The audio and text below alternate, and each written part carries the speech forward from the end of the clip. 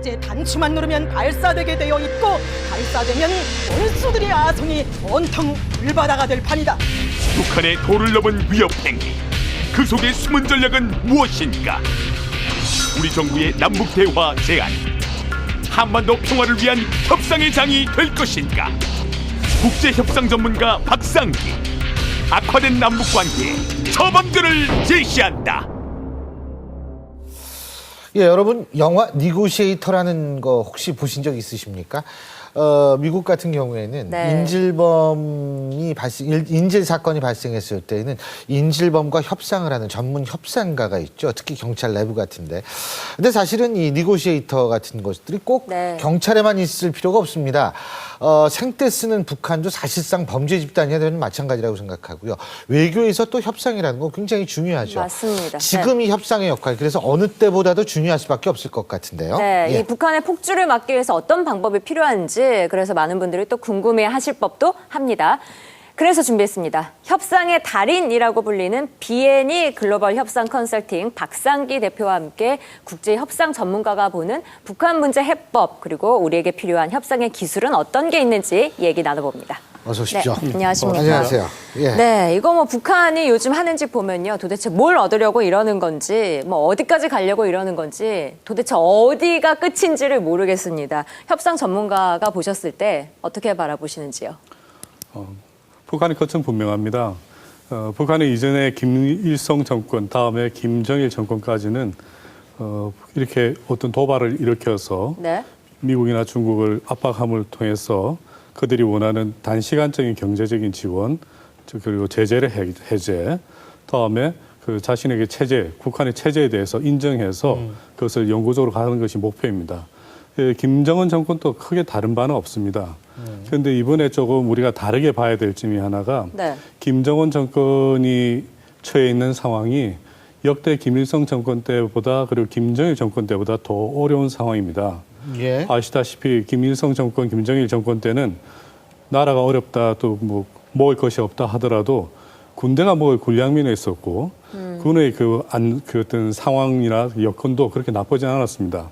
하지만 김정일이 갑자기 서가면서 약관에 30살이 되지도 않은 김정은이 이 북한을 이어받았는데 지금 북한의 그 경제적 상황, 그다음에 군사적 여건은 그 이전 어느 때보다 굉장히 어려운 상황입니다. 네. 이런 상황에서 김정은이 그 시나리오를 짠 것은 아니죠. 사실은 김정일 정권 때 짜놓았던 핵카드를 지금 이 어떻게 국난 극복, 더 나아가서는 체제 안정, 그다음에 경공업 발전을 통한 항구적인 경제 구축을 위한 그 서구의 열광에 사실 도움이 필요한 상황입니다. 그러한 그 도움과 지원을 받아내기 위한 아주 도발적이고 도박적인 그런 협상을 전개하는 것으로 보입니다. 지원을 받기 위한 것이 목적이다. 어쨌든 그럼 목적이 분명하네요. 분명한 자, 목적입니다. 협상 전문가로서 그러면 이러한 북한은 어떤 전략으로 접근해야 됩니까? 협상을 하기 위해서. 근데 북한은 지금 굉장히 그 치밀한 전략을 짰다고 보는 게 맞습니다. 예. 네. 그냥 단순히 미국을 미사일을 압박해서 미사일을 발사하겠다 해서 압박해서 단순히 그러면 미국이 불안하니까 북한한테 뭔가를 줘서 입막음 해야겠다가 아닙니다, 사실은. 지금 북한이 원하는 것은 중국에서의 지원이 사실은 큽니다. 미국도 지원도 크고. 그런데 단계별로는 첫 번째 우리가 말하는 세팅 더 클라이밋이라고 부릅니다. 협상에서 네. 그 분위기를 조성하는 것입니다. 무슨 분위기야? 대화를 할 수 있는 분위기. 대화를 할 수 있는 분위기가 아니라 네, 그게 협상 아니군요. 테이블에 네. 협상 테이블에 내가 원하는 협상 상대를 끌어들이는 전략입니다. 아. 궁극적으로 북한이 원하는 협상 상대는 뭐 종국에는 대한민국도 들어가겠지만은 기본적으로는 중국과 미국입니다. 그런데 이제 미국을 끌어들일 단계를 위해서 했던 것이 핵도발 카드였습니다. 왜냐하면 1990년대 이후로 NPT 탈퇴, 다음에 육자회담을 철회시킴으로써 미국을 상당히 압박한 상태입니다. 그런 상황에서 미국이 북한과의 직접 대화는 안 하겠다는 것이 기본 자세입니다. 지금도 그 입장은 분명히 달라진 것이 없습니다. 이런 상황에서 미국을 끌어들이기 위해서 핵카드를 썼고 이전에는 남한을 불바다 이런 식이었는데 김정일 정권까지는 이제는 미국을 불바다 하겠다라고 했었고 뭐 일본도 녹여버리겠다 이런 표현을 썼습니다. 그래서 태평양 지역에서 가장 거점이 일본을 녹여버리겠다. 다음에 태평양 지역의 전초기지인 괌을 폭격하겠다. 핵으로 불바다를 만들겠다 함으로써 미국을 자극했고 미국이 들어왔습니다. 그런데 북한이 원하는 것은 미국과의 그 어떤 경제적인 협력도 있을 겁니다. 왜냐하면 1994년 클린턴 정부 때 나왔던 CRT 프로그램이라는 것이 있습니다. Cooperative Threat Reduction 프로그램입니다. 이 CRT 프로그램, 물론 북한과는 정확하게 상황이 일치하지는 않습니다.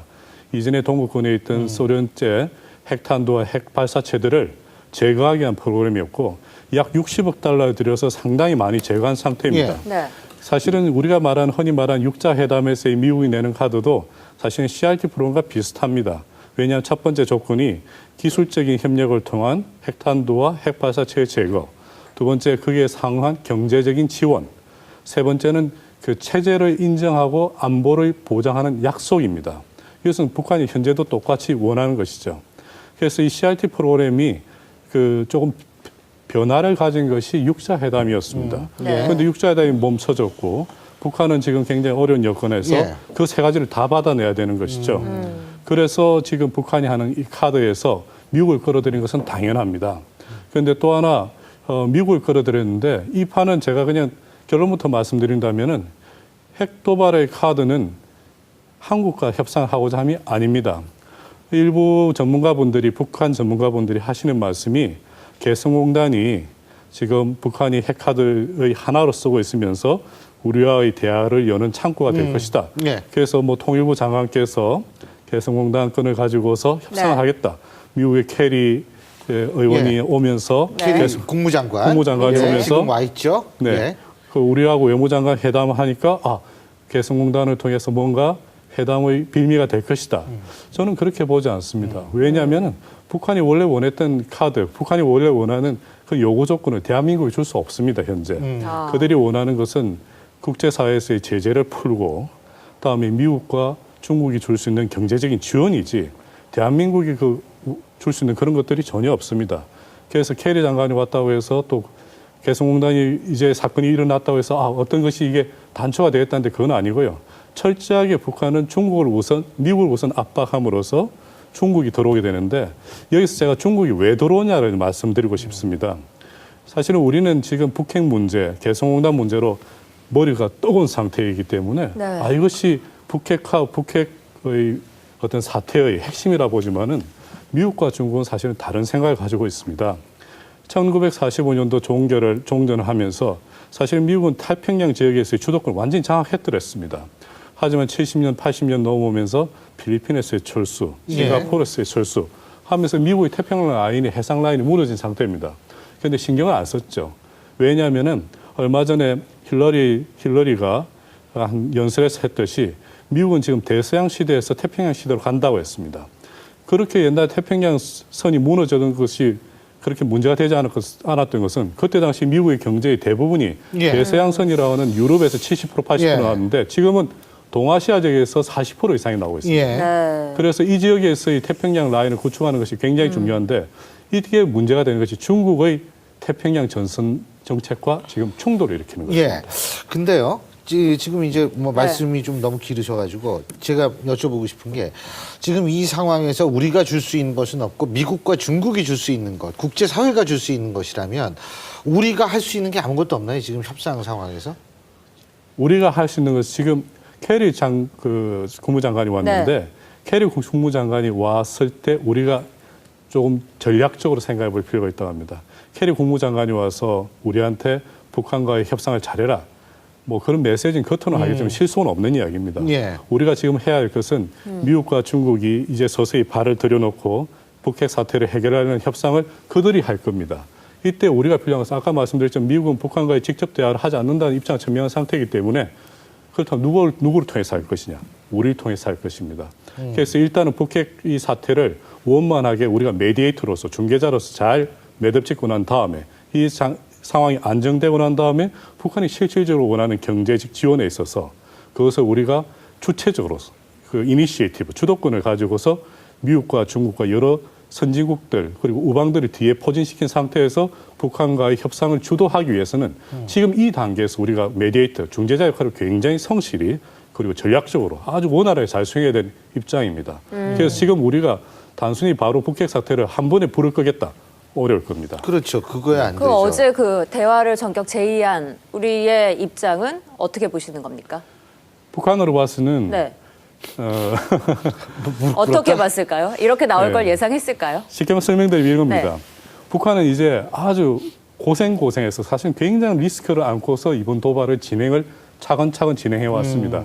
그런데 자신들이 도발한 그 이유가 미국과 중국과 협상을 하겠다고 했는데 갑자기 우리가 대화의 창구를 열었으니까 대화를 하자면은 네.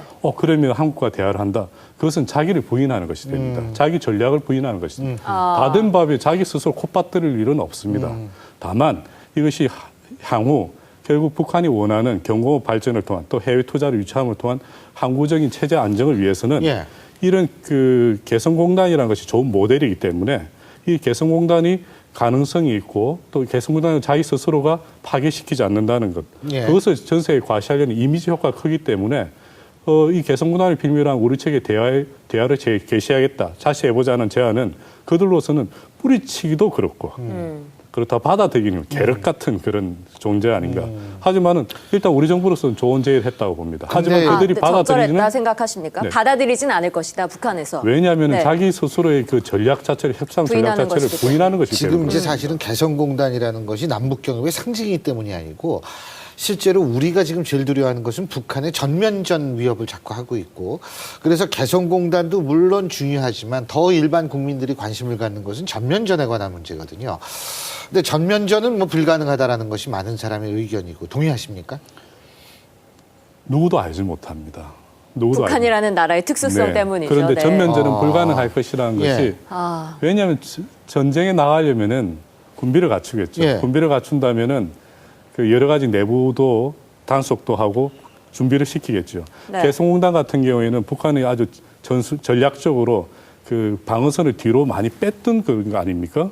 그렇다면 지금 현재 그 자기들 노동자들은 개성공단에서 나오라고 했지 한국에서 파견돼 있는 사람들은 나오라 하지 않았습니다. 결국 이 말은 뭐냐면 아직 전시 체제에 본격적으로 들어가지 않았다는 것이고 또 북한이 그렇게 전쟁을 실제로 전면전을 하겠다면은 군뿐만 아니라 북한의 그 성향상 모든 국민들에게 북한 모든 주민들에게 전쟁 준비를 하라고 했겠지요. 네. 그건 지금은 뭐 아닙니다. 너무나 평온하게 움직이고 예. 있으니까. 그런데 네. 문제는 전면전보다 제가 두려워하는 것은 게릴라전이고 비정규전입니다. 그런 건 가능성이 있다고 보시는 거죠? 충분히 가능성이 그게 있습니다. 협상 전략의 일부분이 될 수 있다고 보시는 거예요? 될 수 있습니다. 왜냐하면은 북한에서 우리가 포탄을 터뜨린다고 해서 북한에 우리가 어떤 게릴라전을 펼친다고 해서 피해 입힐 일이 별로 없습니다. 하지만 우리는 굉장히 북한과 비교되게 수십 배의 경제 규모를 가지고 있고 매 순간 매 초 경제가 아주 빠르게 혈맥처럼 돌아가는 이런 상황에서 북한의 게릴라전이라든가 비정규전이라든가 얼마 전에 있었던 어떤 그 통신이나 IT에 대한 침범은 네, 사이버 테러. 네. 사이버 테러는 우리에게 큰 피해를 주고 결국 우리는 또 해외 투자와 밀접하게 연관되어 있는 경제 구조상 그런 것들은 해외 투자를 멈칫하게 만들고 또 여러 가지 문제가 있기 때문에 그런 비정규전은 우리가 항시 주의해야 되고 원천 봉쇄해야 된다고 봅니다. 박 대표님이 입장에서 볼 때요. 협상 전문가로서 북한이 아까 얻을 것이 그런 거라고 말씀하셨잖아요. 자, 이걸 얻기 위해선 지금 일단 이렇게 준비를 해가지고 터뜨렸는데 그럼 당분간 전략적으로 위기감을 더 올릴 거라고 보십니까 앞으로? 올릴 수밖에 없습니다. 올릴 수밖에 더 어디까지 최고적으로 올라가나요? 이게? 올라가니까? 천장이 어딘지는 알 수 없습니다. 예. 그런데 지금 중국이 본격적으로 개입하면은 사실은 협상의 판은 짜지게 됩니다. 아까도 말씀드렸지만 이 협상판은 대한민국과 북한의 협상이 아닙니다. 예. 네. 일본과 북한의 협상도 아닙니다. 예. 이 협상은 미국과 중국과 북한? 의 네. 협상입니다. 그런데 현재 미국은 이제 발을 들여놓았습니다.